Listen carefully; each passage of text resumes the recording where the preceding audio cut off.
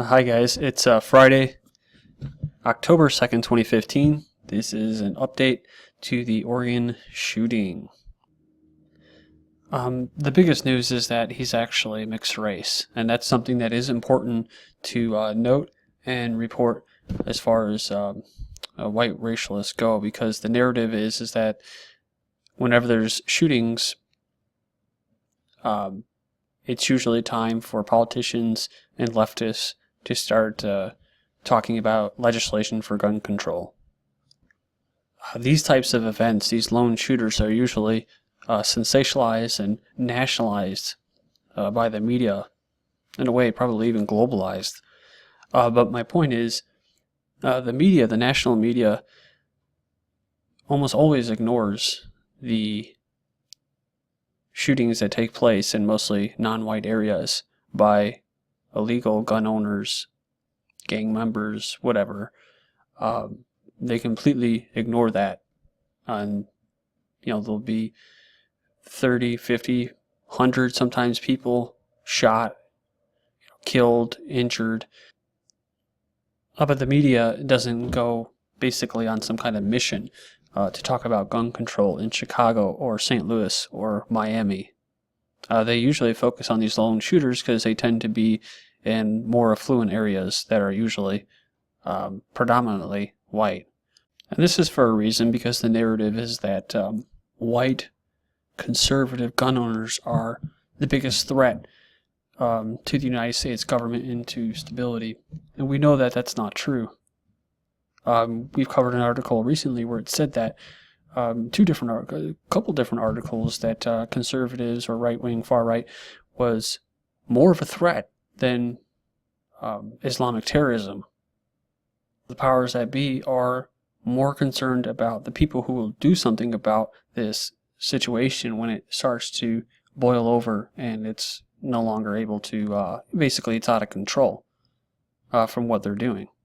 And they want to blame them, just like I've mentioned many times before in Finland and Sweden, where they blame the people who try to do something about the rape situation.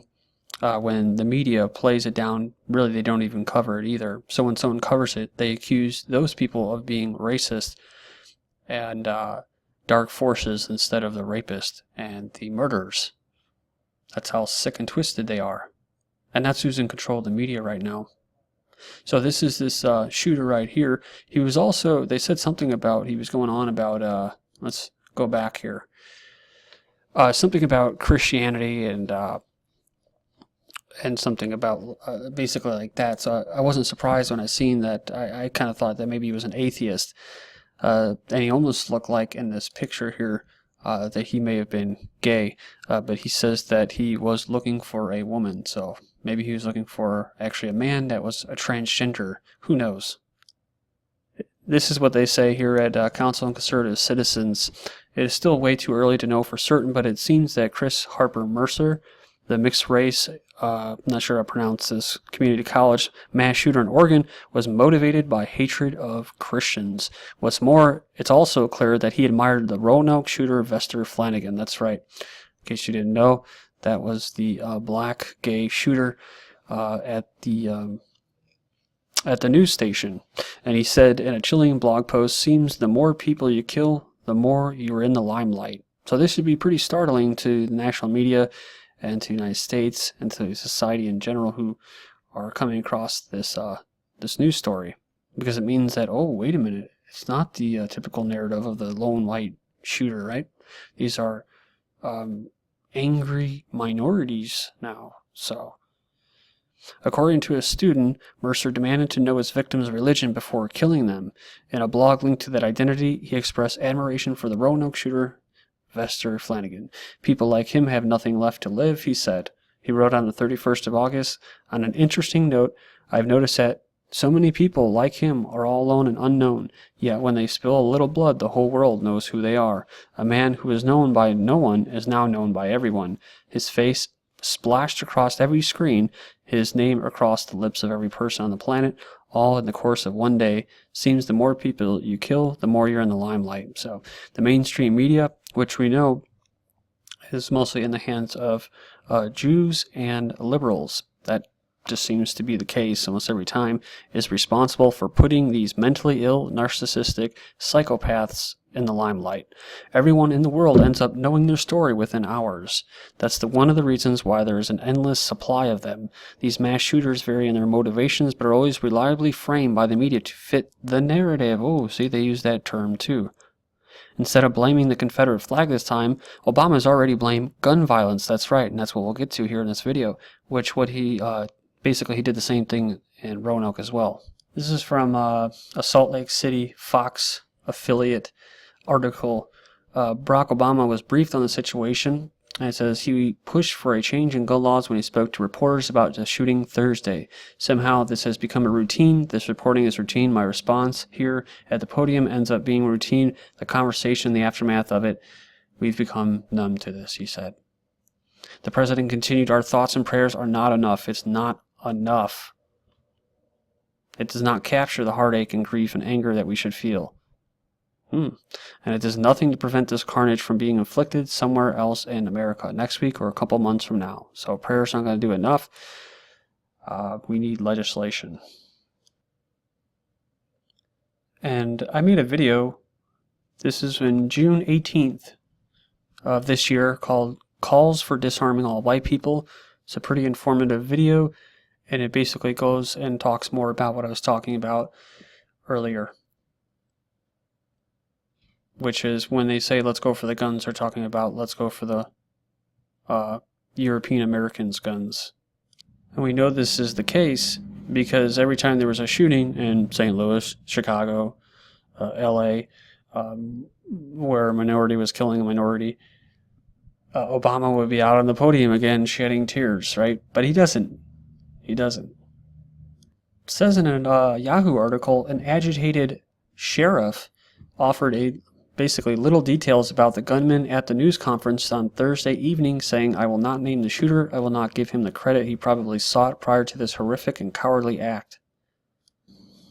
And just finishing it up here, his family said that they were shocked and they didn't see it coming, which is usually what you hear. So again, it goes back to the power of propaganda. Yesterday I was listening to a William Pierce audio clip by then they were the National Alliance or something. But the person who was doing the introduction, it sounds very professional and everything, and saying we're the world's first or foremost, whatever authority on blah blah blah. And my first reaction was, man, that that sounds kind of weird. Does it sound cheesy? I'm like, no.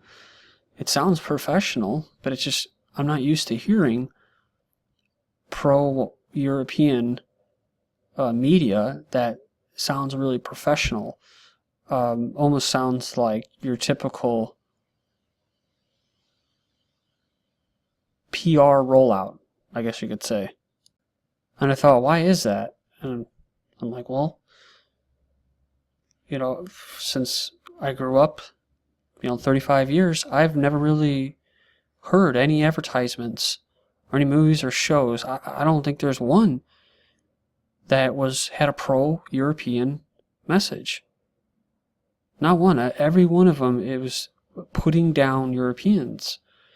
So that's what I'm used to. So when I hear an advertisement or this introduction for a William Pierce video that sounds like all of this other crap, it just didn't fit right. I was like, whoa. And it just really made me think, man, we really haven't had any media, not an advertisement or nothing, in a long time, in decades. And people like myself have grown up our entire lives not being exposed to any of that. So we're just lucky if we even stumble upon someone like Alex Jones. I'm not saying I'm pro Alex Jones, but when you get to that, or the David Icke, you end up somehow coming across, like William Pierce, or different viewpoints as far as having a pro-white message. David Duke. So Daily Stormer, they put up some good articles. Daily Slave, that's another one.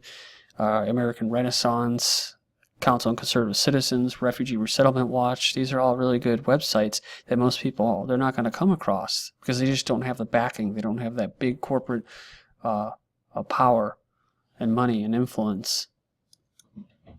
So that's why when I heard it, I was kind of like, that sounds kind of cheesy, but it didn't. It was professional. I'm just not used to hearing professional stuff like that. And the other thing was that I almost had to feel, I didn't feel bad, but it's just like when you hear stuff like that, when some talking about the first and foremost, whatever, organization fighting for the rights of white Americans, when you hear that, you think the old me, the alarm bells would be going off, and people that maybe could hear that outside my home or something like that, let's say I was blasting it, the first thing I would think was, oh, I'm not supposed to be listening to this. Oh, white America, it's just those two words together is bad. And that's from years of propaganda that I wasn't even aware I was being inundated with. And so when I hear anything like those two words combined, white America, the first thing I think of is, Heil Hitler and neo-Nazis in America and the far right overthrowing the government and killing everybody. So, but that's just not the case. Never was going to happen, not going to happen. So to be scared of something that's not even a threat, not even close to being a threat, is pretty scary, because it just goes to show you how efficient their brainwashing has been for these past, three generations, 4 generations, however many it is. That even someone who's become racially aware just, in the past 5-7 years, still has that kind of, it's still sitting in there. You shouldn't think that. You shouldn't say that. That's the power of propaganda. And the good thing is, and this is my last point, is the internet. Thank God for the internet, because that's what it's all about. It's all about just making people racially aware again, and completely bypassing their anti-white media machine. Sorry if I rambled on there, but this is Race for Survival at race4survival.com, and hopefully I should have a nice news report on what's going on overseas and some more articles here maybe on Sunday. Thank you.